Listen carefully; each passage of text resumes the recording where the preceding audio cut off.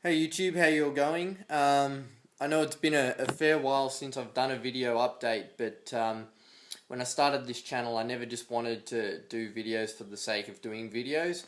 And obviously, after coming off the highs of World's Toughest Mudder in November last year, there hasn't been as much to report on or to talk about. Most of you probably know from previous videos and that, I'm based in Australia. I'm in Sydney, which is in New South Wales. And compared to America, there isn't as many obstacle races that take place. Although it is changing, there's quite a few now. We've got Spartan race and everything like that coming up. Tough Mudders here, Warrior Dash, etc. But it seems like our cousins south of the border in Victoria have had all the fun. I think over the past maybe 5 or 6 weeks, I've had about 4 or 5 different events. Whereas we've been a little bit light in terms of opportunities to get out there and have some fun on an obstacle course. So just wanted to put this video out there as a bit of an update, because there are a few things that have happened and a few things that are coming up that are worth mentioning. So from my previous videos, you would probably gather or know that I've had reoccurring knee injuries ever since Tough Mudder and before World's Toughest Mudder. Pretty much all throughout 2012, I trained and ran races with an injury. It just seemed like every 3 or 4 weeks my knees would go on me. Since December last year, I've been training with a coach. I've met him face to face, and then each subsequent week, it's like an online program. He emails me, I give him feedback, etc. And been doing a lot of exercises on my hips and my feet, because essentially I lack flexibility in my hips, and my feet just act as one unit rather than like a part of the body that has numerous joints. So the pressure that, because they're so rigid, I guess, that puts all the pressure on my knees and was leading to my reoccurring injuries. So my coach has really helped kind of overcome all of that, and touch wood, this is kind of the end of it, and we've gotten on top of it. So since I think about the 20th of December, it was just before Christmas, I've been with that coach, and the first 3 months have all really been about getting my knees right and kind of going back to square one and building a bit of a base from scratch. So we essentially started off, with 10k runs, which was nothing, I guess, compared to what I was doing before that. But we did do different things as well. We did a hill sprint program, turning it into just a track sprint program. So we've focused a bit on speed as well, which has been good, because I'm not the fastest of runners around, and also done fartlek sessions, which I've really enjoyed. I find that they replicate obstacle racing quite well, because you'd have like 5 minute at a higher intensity and then 1 minute active recovery. And it's kind of like, when you're in a race, you run to an obstacle, you climb a wall, it's almost a bit like an active recovery, and then you start running again. So I found that really beneficial. And now we're kind of, I feel, my coach hasn't said it in these type of words, I feel we're moving to the next stage of the program, which is where the runs are starting to ramp up, in length quite significantly now.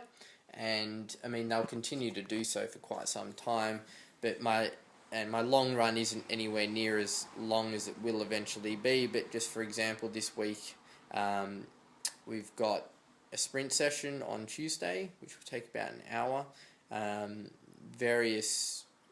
It changes each week, but it's around a 400 meter oval or track, and it can comprise of doing 400 meters and just doing that continuously, or like last week it was 400 meters, 800 meters, 1200 meters, 400 meters, 800 meters, 1200 meters. So ran through that, and that was quite good. On Thursdays, I typically do my fartlek training, so that's now increased to a 14-kilometer run with 8 5-minute sessions, at that higher intensity or faster pace. And my long run this weekend will be 29 kilometers. And normally I'd have that would be on Saturday, and then my Sunday would be a recovery run of 12Ks. But Spartan race is this weekend, and that, I guess, is a good time to lead into the next part of this video, and that's to mention the Obstacle Course Racing League, which has been set up here in Australia, world first, run by, or not run by anymore, but helped establish by the guys behind Obstacle Racing magazine. They've now set up like an organisation called the Obstacle Racing Association of Australia that kind of oversees that league and obviously helps promote the sport in general, and they're looking at doing school programs and all kinds of things. So it's really cool, and it's a really good initiative, and it ropes in like all these other courses that are maybe too small to have their own point series. Obviously you've got Spartan Race that has their own, but you know, if there's an event that only has 3 or 4 races in the whole year, it's not really worth them doing their own point series, so they all come under the umbrella of the league. And Spartan Race as well is also part of that league, which is massive. And it's pretty straightforward point system. There's 40 elite runners. We did like a pre-season testing, and I got 31st, so I did make it into the elite. The last test was actually a beep test, and I went horrible in that. I had a cold that week, and I thought I was going to be fine in terms of, like, you know, placings anyway, but there was a couple of people who kind of did a few last minute sessions to increase their time, better their times on a few other of the kind of testing events. One was a 10K run, hand release push-ups, burpee lap, and the beep test. So I kind of scraped in a bit, but if I'd known that it was like going to be 40, you know, top 40 or something, I probably would have just sucked it up and tried to get out there and do a beep test again, even though I was kind of knocked about with this cold. But anyway, that's, I guess, for later on. So yeah, the league takes the 40 guys, they classified as the elite ones, and then there's anyone below 40 gets the racer. That's their tag. But obviously, if someone in the racer group beats people consistently in the elite group, because we all run at the same time, they've got the opportunity to move up the series. So, you know, go into that elite group, which is really cool. And yeah, so this weekend, I mean, it's been happening down in Victoria. As I said, they've had a couple of races, 2 of which have been for the Obstacle Course Racing League. But this week, this coming Saturday, Spartan Race finally makes it to Sydney. And it's the first race that's going to be in New South Wales for the Obstacle Course Racing League. So really looking forward to that. It's a sprint event, only 7 kilometres, so not my forte, so to speak. Definitely see myself leaning towards the endurance or ultra endurance type events, but you know, I just want to get out there and have fun anyway, so that's the purpose of that. The racing league, they do kind of have an overall champion at the end of the year, but on top of that, they've got like a sprint champion, intermediate champion, and endurance champion.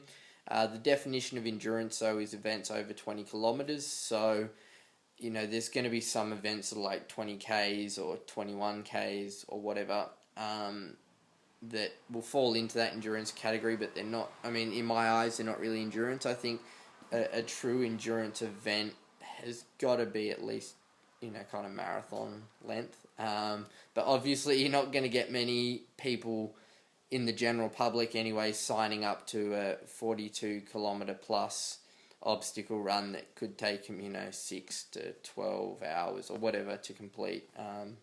You know, I don't know how long it would take to complete an obstacle race over that distance, but I'm guessing a fair amount of time. So yeah, that's kind of where that is. Don't really have any set goals in regards to the league to reach a certain position. Just want to go out there and have fun, and we'll just see what happens. As I said, I'm not the fastest of runners, so I'm not really suited to this sprint events. However, I have found with my training that I am getting quicker. So, you know, look, I'll try and be competitive, of course. That's the goal. But yeah, in terms of specific placings, I'll just wait and see how the season unfolds and try and target probably a few of the longer events There was word that maybe one of the events would be max number of laps in 10 hours or whatever. So something like that would suit me, because I'd love to be able to do that. If it's a 7K course and you can bang out one lap every hour or something, you can cover 70 kilometers. That's kind of up my alley.